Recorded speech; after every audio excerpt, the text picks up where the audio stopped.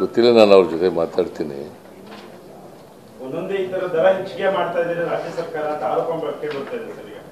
ಏನು ಹಾಲಿನ ದರ ಹೆಚ್ಚಿಗೆ ಆಯ್ತು ನೋಡಪ್ಪ, ಹಾಲಿನ ದರ ಹೆಚ್ಚಿಗೆ ಮಾಡೋರು KMFನವರು, ಸರ್ಕಾರ ಅಲ್ಲ.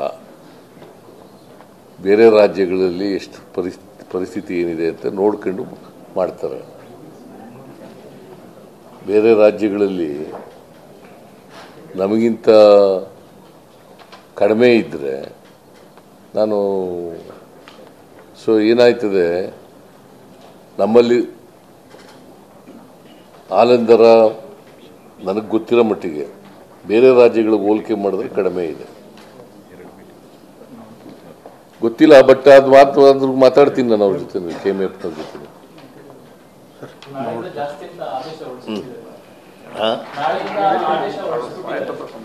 ಯಾರು ಗೊತ್ತಿಲ್ಲ, ಈಗಲೇ ಮಾತಾಡ್ತೀನಿ ಅಂತ.